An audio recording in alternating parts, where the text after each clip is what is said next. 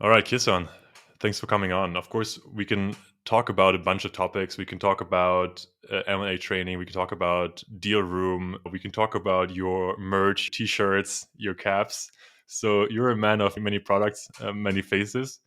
But what I really find most intriguing and most interesting to talk to you about is that you have closer than most other professionals on the field, I would say. I really watched the M&A discipline evolve over the last 20 years. And that's really what I want to tap into to see your perspective on the M&A world today and how it's been developing. So welcome to the Open IC. Sure. Happy to have the conversation. Thanks for having me. Awesome, awesome. Let's jump right in because I said almost 20 years. I know it feels like it's yesterday, but on your LinkedIn it says 2003 you started your M&A career path and M&A advisory. So what was it about the advisory business that kind of made you move into the M&A space? The advisory business, it actually came very unique. Most people go to undergrad, get a finance econ degree, and start in banking. That wasn't the case for me.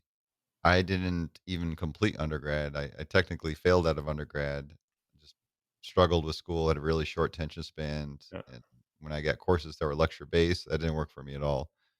I ended up getting into a real estate track where I thought, "Hey, I can get a career in real estate, make the big bucks, and I have to have the degree."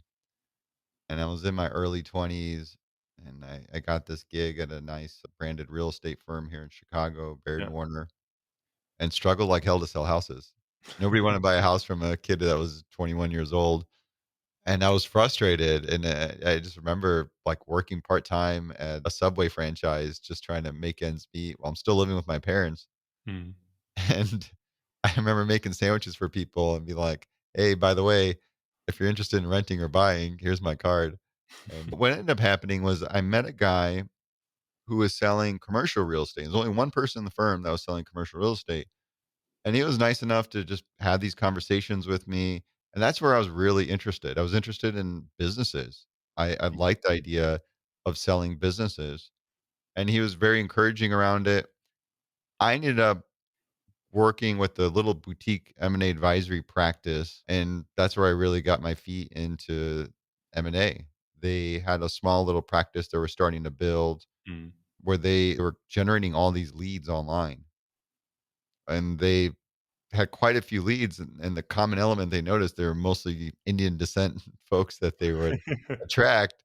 So for them, their approach was, "Why not hire this kid to go deal with these prospects?" And I did. And I thoroughly enjoyed sitting down with these prospective customers and reviewing P&Ls, helping them understand Mhm. where the business is, where the opportunity is, where the value is in relevance to what they're gonna pay to acquire the business. Well, And that I worked with the firm, did a number of deals the first year. I didn't like that the firm didn't have a clear strategy. They'd buy or sell anything that they could get their hands on. So I wanted to start a practice with a clear focus, and I ended up leaving that firm a year later and then started my own s solo, yeah. started tacking on a few people.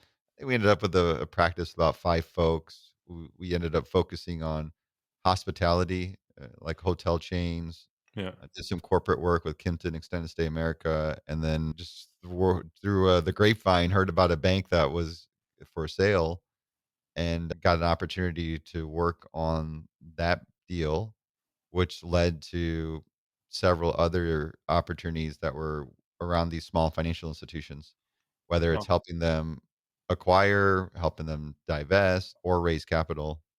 And then Yeah. that led my practice up until around 2007 when the economy flipped upside down. So what changed after the economy turned upside down? I went into that year with this anticipation it was gonna be a record banner year for our company, and it turned out to be the worst year for the company. And it's one of those things, do you sit there and pray things get better the next year, or do you move on and do something else? And Mm. that's what I ended up doing. I ended up downsizing the office. I basically operated as a single practitioner, and I was working on some more like distress deals, basically. I was working on some of these bankruptcy sales, some of the auctions, like broad auction processes that were happening and representing a handful of clients. But I was exploring the technology area. I was interested in that space. I just seen all this emerging tools that were coming out. Social media was great, getting its Yeah. traction. So It that was was like around 2008, I guess. Yeah. MySpace, Facebook.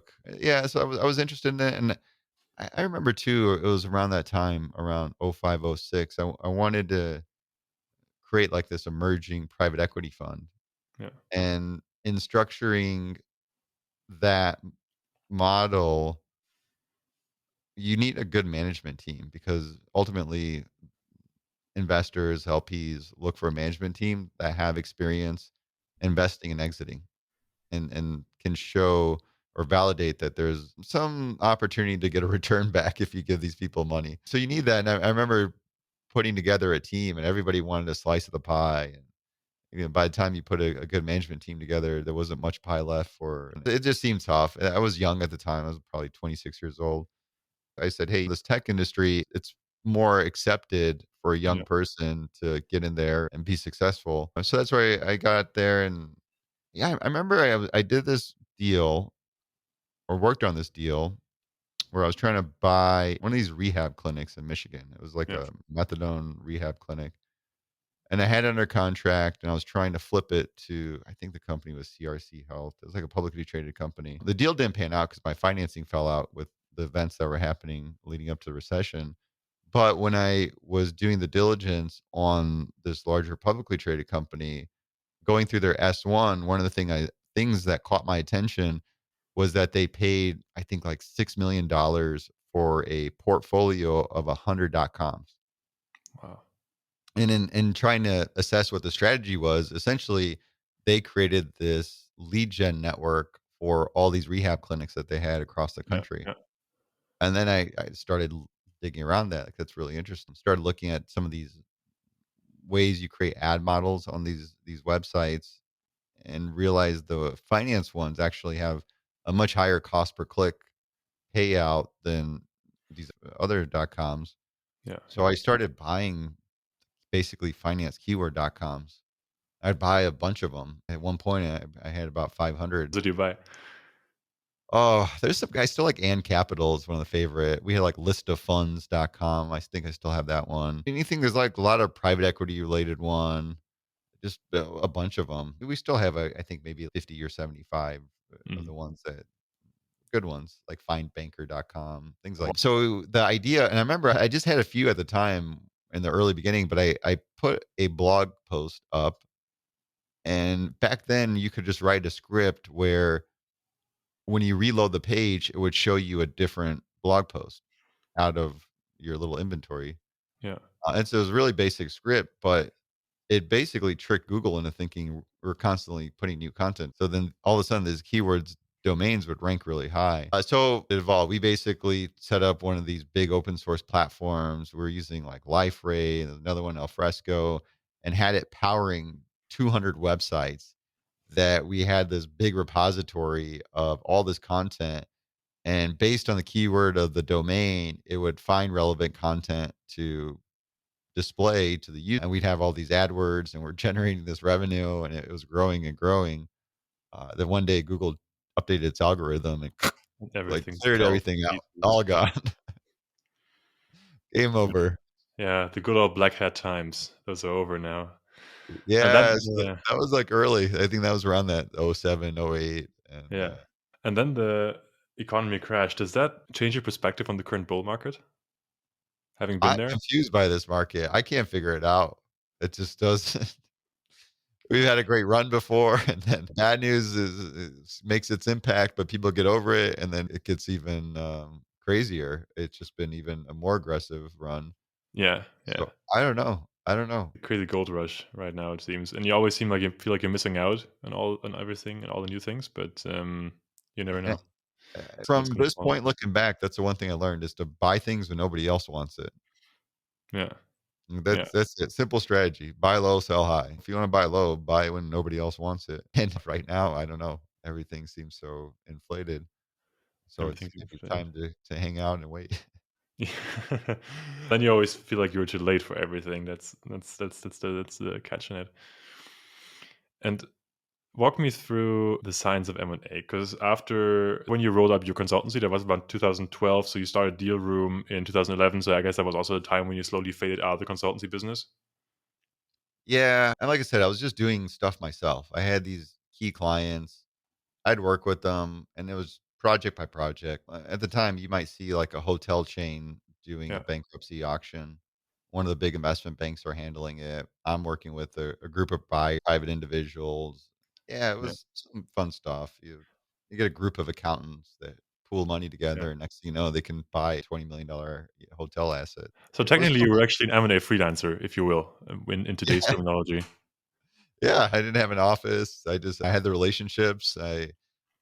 Helped them, and You're there I ahead of like the I curve, like the man. hunting. I love doing the buy side work. Yeah. Yeah. How do you get your clients then? Because Upwork and all these kind of platforms, they only pop out later. So how do you acquire your clients back then? When we ran that practice in those early days before the recession, it was all online. They had all these websites that you could just post businesses for sale. Yeah. I think there's Biz Buy Sell was the one for really small businesses, Mhm. but then there was one Merger Network. I don't know if they still exist, but they were a little beefier. But it was interesting because you'd get so much interest through these online platforms that for Mhm. us, it was all about qualifying as quick as you can. Especially if you put a bank for sale. If you put a bank for sale and list it in that Mhm. sort of public Yeah. view, you get everybody. You have contractors that think they can buy a bank and loan themselves money. You have just different types of business folks. You have drug dealers. You got Wow. all walks of life. Yeah, it was interesting. It was interesting, but that's really it was the one thing we did well was leverage the online platforms to generate leads, and then we operated a newsletter. I remember back then, I think we first started this newsletter over fax. We Wow. just mass faxed people this newsletter. Hey, here's Yeah. teasers on the deals that we're working with, and that worked really well to start building this client list and keeping in Yeah. touch with them. Then eventually we moved it to email, and then when we downsized the firm, I already had the relationships, so it Yeah. wasn't so much of going out for and I was focused on buy side stuff. It was Yeah. just, "Hey, here's a big bank that's managing an auction Okay. process," and like I said, a lot of it was distressed, and Yeah. I'd work with a group of buyers to Okay. purchase those assets. Yeah. What kind of deal volumes are we talking about? It was just like deal by deal. It just depended what came up. It could have been I like the whole I wasn't doing many bank deals at that time. The bank deals, I think I did 1 or 2 during that period that was just, again, total distress sale. One of those things leading up, they're asking for over 2 times book value. And then here I'm trying to get deals done for them that was just under 1 time book value. Yeah. And then we did a number of them. I think there was a one, BP, they divested of all their retail locations. I gotta work on some of those. Yeah. So but a little bit I was still really passionate about tech. I wanted to do something in tech. Yeah. I kept jumping around. I kept looking for things I could invest in over there. And the one thing I remember when building out those websites and doing a lot of this custom development, got my feet wet into how do you build actual product. Yeah. And I was familiar with it before because even running that practice, we built our own data room. So I remember that the data rooms were so expensive that Yeah. they charge you per page. It was like a dollar 25, something ridiculously high. And it made no sense. And I was just curious. I was always curious in the tech side ever since being a kid. And my father got a computer in our house, like a Tandy TX 1000 back in Mhm. 1989. So I've always grew up around with computers, and I was always interested in it with the technology. And I think we first started using like an FTP site, started using that for file transfer. And then I worked with some developers to build something, but it wasn't anything to brag about. It was a tool we created to may have some downloadables off the website, but then start using it as basically our own data Yeah. room.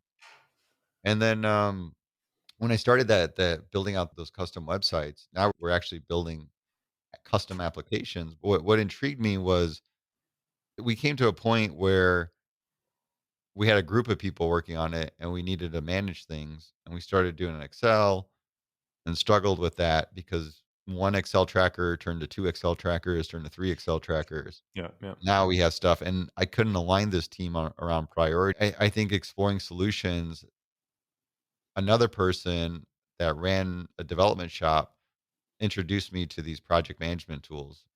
And that's where we started adopting. I think we started with like Jira back Yeah. then. Yeah. It was just like a basic, it started with bug tracking in the beginning that sort of, they get more dynamic or you can prioritize those because you couldn't even prioritize those lists back then. And, but I was intrigued by it. I was like, this is actually really, when I saw the productivity increase from where we're managing this on Excel and it was very static and it was difficult to align the teams, especially in different time zones on priorities. Yeah. And we moved to this type of project management tool. And hey, it's clear as day what our priorities are. We're looking at the same list. In fact, it's in a descending order of priority. If priorities shift, it doesn't matter. When you wake up in the morning, whatever's on top of the list is what you should be working on. Yeah. It drove efficiency up so much, and I valued it, and it made me reflect and think, why didn't we have this in M&A? As you start progressing, working from small deals to larger and larger deals, the diligence process becomes beefier, more complex, but we didn't have that kind of project management workflow. Yeah. And that's where evolved into this inspiration for doing Dealroom. Um, I think there's a lot of just general founder challenges or first time founder challenges Yeah. that came about because you had this idea that, hey, here's a problem to solve, but then the human nature is to complicate things. Yeah. Yeah. So, in starting with building an outline of what we're going to build, next thing you know, you start tacking on more feature ideas and more feature ideas, and you got 100 things you want this product to do, and then you go back, dial it back, and say, all right, what's like the first thing to build? And at the time, I thought, hey, I should build a very front end of the process, this sort of matchmaking stuff, help buyers and sellers connect and then progress and build the rest of the functionality out. So we went to market in 2012 with more of this marketplace type of model, which we ran it for a year. We acquired about 1,300 users, 200 deals posted, and came to the realization that we build a highly sophisticated dumpster for deals. I went back to the drawing board. We went back to the drawing board with a new face and took more of an objective approach to understand our prospective customers and their pain points to know exactly what we're solving for. Yeah. And when we did that, we do it through these series of interviews that were just qualitative interviews designed to be objective, which is a whole art and science and a whole other talk track to get into. But what we concluded after about 40 of these interviews, looking back at the pattern, people have a problem sourcing their deals. People have a problem managing their deals, and that's when it really got complex. And that's where it got us focusing, similar to that project management type of inspiration, but really right on this Excel tracker during diligence that gets emailed around probably 13 Yeah. times. Yeah. You got a lot of back and forth comments, trying to have a conversation in Excel tracker. So we really honed in on that and just focused on that and prioritized it. We built that solution out, took it to market with banks, learned pretty quickly that banks aren't super motivated to be innovative. Once they kind of get their engagement, everything gets passed down to the junior bankers. Yeah. And for them, like, they're not incentivized to optimize the process or anything like that. Yeah. And it's an uphill battle. The culture is not great when you look at most of these investment banks. The only thing they're looking forward to is perks from their vendors. So that's why the culture there is to like spend money, wine dine folks, and try to get a sale back. They don't really care about differentiators, feature functions. So we realized that, but we were fortunate enough by accident we got a deal that was with a corporate going through an IPO and found our market for early adopters was actually these corporations, most of the time doing buy side transactions. And evolved around that. We found it really great to work with these clients. They were very interested in solving the problem. They didn't care about what you buy them treats or anything. They just wanted value. So you provided value, you build a healthy relationship, and then we started continuing to problem solve. We went from problem solving the diligence process Mm. to the natural progression was an integration. Yeah. We came up with this nice model of creating not only continuity between diligence integration, but this capability to run a parallel process of integration planning while you're doing your diligence that can essentially enable your functional leads to do diligence and Yeah. integration planning at the same time. And then we Interesting. added pipeline functionality and became a full lifecycle management solution. Yeah. You're probably the first founder that I hear talk about corporates as early adopters. But do you think your background in advisory, you work with some large companies at that time, that help you to roll out that solution? Because the natural path for founders and startups is usually to go to other startups and SMBs and to sell to them because they're just smaller. So how did that work for you? Why do you focus on the corporates so early, and how? We did focus on these small banks early, and even early, we're focusing on small corporates. There's a lot of biases that you have to overcome as a founder. And one of them was I had a background doing front end advisory work in the Yeah, M&A process. So my natural gravitation was towards the investment banks.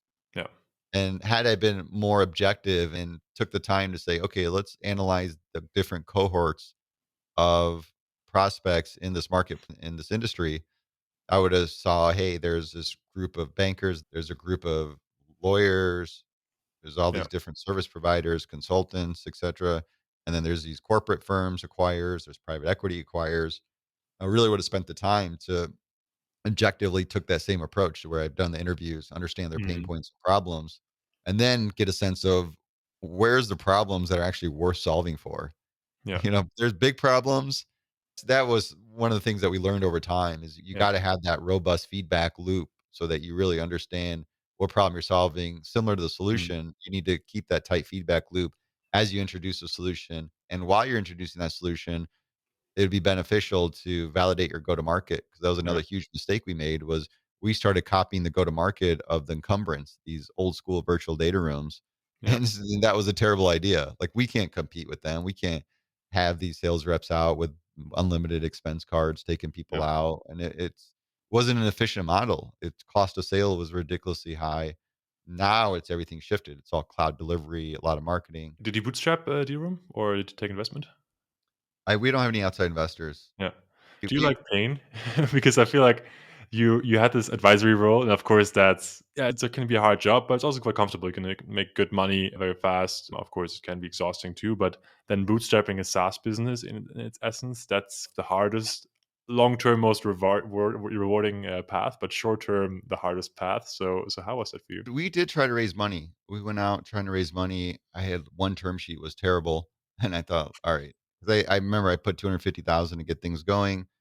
Went through that pretty quick, especially through that first big iteration of a product that didn't work out. And I went to market. And I was trying to raise another 250, 500, and a terrible term sheet, and said, all right, I'm just going to put another 250 into this. Yeah, And then you keep you keep putting your money into it, and it's just that's what it was. I was fortunate I had other investments and that was cash flowing. I kept putting more money into it. It was tough. It was really tough. I think there's good things that come out of harsh pain. You get the pain, it makes you strong. So yeah, for us, having a tough time in the market made us stronger. It allowed us to create our ability that we have today with that feedback loop. yeah, And that's the way we build and the way we problem solve and that capability of problem solving. That stemmed from a lot of that pain. And then one thing that was really interesting is we uncovered this massive problem in the industry. And that was this industry we realized was so siloed and disconnected that there was this complete lack of standardization and best practices. When we worked with these different corporates, no two corporates thought about M&A alike or had similar processes. They looked at it, acted on M&A completely different, all highly inefficient. And that's where we took that same approach of qualitative interviews, feedback. At the time, a friend of mine in marketing, this is probably around 16, 17, and he's, hey man, you should do a podcast. And I was like, what the hell's a podcast? Don't worry about it. It's gonna be the next big thing. You just gotta do it. Essentially married the idea of taking that same approach of getting feedback. In this case, creating a platform that enabled M&A practitioners to be able to share their lessons learned, then capture it, document it. And we've been doing that for 5 years. And it led to building a whole media business yeah. where we've to date published 350 ebooks, blogs. We published 2 books, and our Agile M&A is the signature framework based on Agile principles. We were Mhm. fortunate enough to be able to do case studies with Google and Atlassian and how they use these Agile techniques with great success in their M&A. But so it's really interesting how that created this whole education side of our business where today we run academy, all Yeah, different kinds of programs around teaching best practices, and now the business is shifted. I don't like getting into a process where it's competing against features and functions with other product. yeah, It's like, yeah, no, we have this unique capability around incorporating both the best practices, and we evolve the technology around the best practices. So if you're not willing to be change oriented and continuously adopt these best practices, we're Yeah. not a good fit. So, How's but that that's how's that structured? That's awesome because usually what happens is that these media arms are built as marketing need, marketing necessity for the business, but you seem to have developed it quite gradually and naturally in a way. So how is that transition today? So is it all under the Deal Room company, or do you have separate entities now set up? I think M&A Science is really becoming the umbrella brand because Yeah, we started as a podcast back when there was maybe 5 podcasts covering M&A. If you look yeah, today, there's over 50, and we yeah, rank right at the top. So that there's recognition with that brand. There's association with a lot of the top level practitioners that we yeah, featured on the podcast. The way we've continued to create business lines, and it's been that same problem solving approach. We get feedback, we see a problem, we go out and solve it. yeah, Today's problem is recruiting, hiring talent. yeah. It's the huge demand because everybody's doing deals. There's just not enough out there. What I like about your business and similar with companies like Wall Street Aces, tackling kind of the early development also of M&A professionals, and you don't really have the traditional M&A background as we just discussed, but what is it that has changed, or what are the skills that are now most in demand? Has it changed, or has it essentially been the same but now it's just packaged differently? It is changing in some ways. What it is, we've always had this finance focus. Everybody's looking for the modeling chops, Yeah, and that's still there. That's still there. But there's this realization that there's much more to it. When we actually look at what generates value, that's a whole different skill set. We're talking about project management, change management, yeah, and that's what's becoming a greater emphasis and greater demand around. So that's where I think you're seeing companies that are emphasizing that more. They're putting a much bigger emphasis on integration yeah, earlier in the process. They're realizing when you look at the big fallouts and why value wasn't realized or the yeah, anticipated value wasn't realized on a deal, it wasn't because of the model. It was yeah, because of people issues. And how do you overcome that? So that's a totally different skill set, and yeah. that's what's becoming in demand. Yeah, that's 100%. I can definitely also underline that. We really at Fintalent really focus on the finance side of things. But the question we get all the time is, okay, do you also do integration? And then the project management side of things is something we run to all the time, and that's really been something that we learned to also focus on and looking at our talents, so that if they can't put off a project, if they are late to meetings, if they can't communicate properly with the client, they're out, because that's just such a basic necessity nowadays for any practitioner. Yeah, It's a natural adjacency, and I think that's a yeah, good way to look at it is, hey, we're solving this problem. If we can identify another problem, it's around your company. What you develop is a capability to problem solve, yeah, and but keep to the adjacency. That was a yeah, problem I had. We jump, early days. You do this deal, I see the next shiny thing or industry, and jump over. yeah. You're starting all over again. But if you can do it the right way, it'll actually compound Yeah. and make your overall business. That really helped me in talking to you also, because I was like, when I looked at your profile, and we've talked a bunch before already, I always got the feeling that, man, that guy's doing so many things, and then he's also selling like hustle on his website. What's going on there? There's just so much stuff. But I think this, like you describing that story also, it just ties in so naturally together. Well, And think about community. Think about yeah, community because you mentioned like the Wall Street Oasis. That's what drives their business is they yeah, have this community of junior bankers that can empathize and relate with each other with some of the pain and struggles that they're yeah, going through. And that's what really creates this robust community. yeah, I think it's similar for us. Like we've created a community around corporate M&A. yeah, There's different pieces. You got the banking side, consulting side, and they have yeah, their own networks, but corporate M&A seem to have been a void for a long time, yeah, and that's where the goal is. And they're the ones that care. They're the ones that really look at their industry or look at their own personal practice to yeah. develop and evolve, so they're hungry to learn. It's interesting that you mentioned that they're hungry to learn, because, of course, the cliche is often that when you talk to those corporate M&A people, that they always have to know everything already.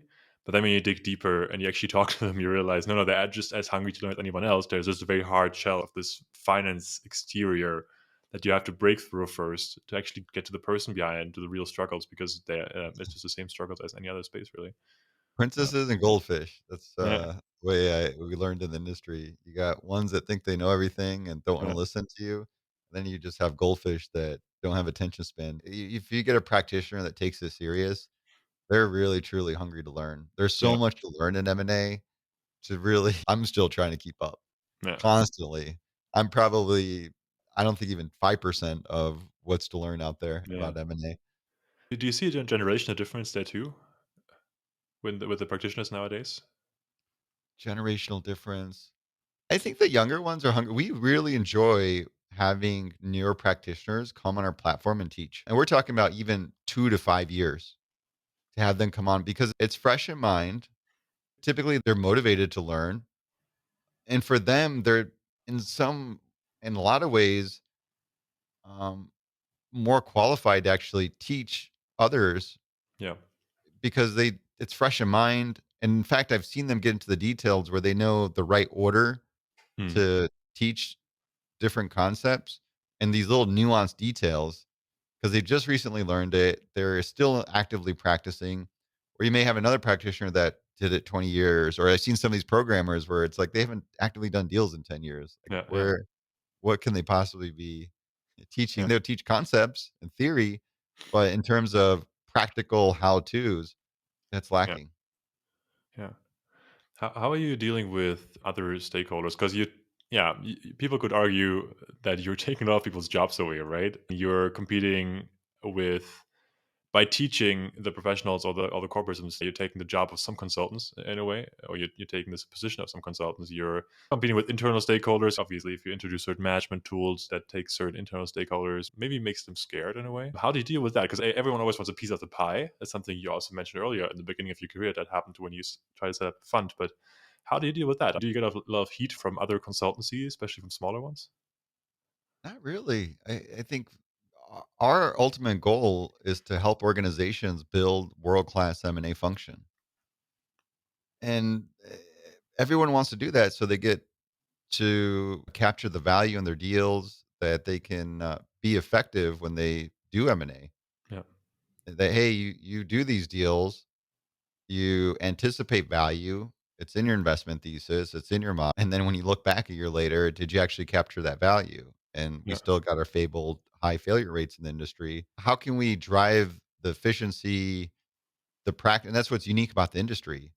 It's not a bunch of quantitative data we analyze to optimize. M&A is Right. all about how do we create these practices to allow people to prioritize their goals, be aligned around them, and execute effectively. Yes, our business is around helping to enable the in-house capabilities to execute M&A better. But then when they still work with these resources, they're still there. They're still there to help. I think that's driving them to be more efficient. I remember early days when I talked to consultants about what we do and try to partner with them. I got the big X is no, and it's always want to learn, right? Why Yeah. not? All that inefficiency you're talking about, we actually bill for that. Yeah. So I don't. You're working against my quota here. Yeah. If my goal is to get billable hours for my revenue goals, and that was the thinking, but it's shifting. I think more it's shifting to these sort of fixed models around the value that they're providing, and that would ideally flip things around and encourage them to be more efficient. We're starting to see that, but I think there's just the nature of M&A. When you're doing a deal, there's a lot of resources you need to get the deal done, and if you don't have them, you're still going to go out and work with some of these external providers to be able to get the help you need when you need it.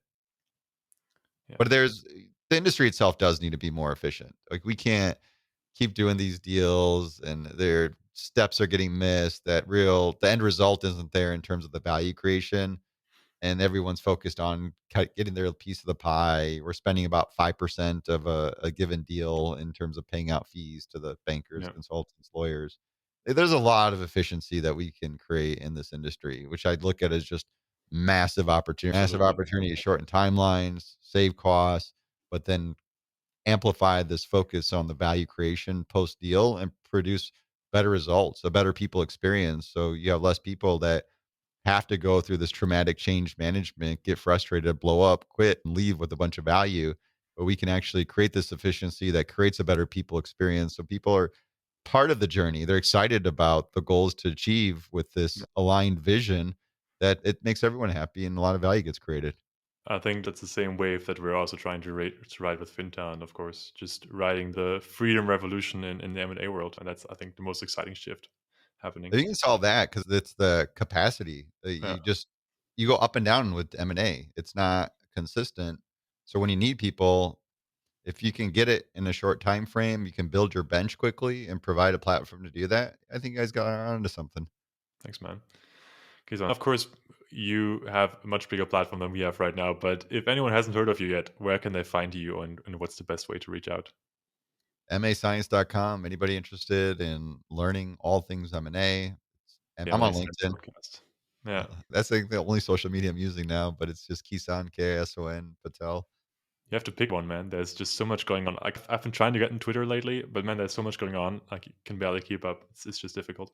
I haven't found my crowd on Twitter. Everybody tells me that you should go on Twitter. You'd be great at Twitter, but I get on there. I'm just like, this is too much. It's not the most positive tone on Twitter. Let's put it that Yeah, way. in the VC market, they're pretty out there on Twitter. A lot of crypto people, of course, but there's a lot of silent M&A followers. I see there's not so many people that are really active in the M&A space. That's something that might be maybe it's the next big thing for us. Yeah, like I Shit, say, yeah. I like my meme threads, but I don't Yeah. know. Awesome, Kison. Thanks so much for my time. My pleasure. Appreciate it. Thank you.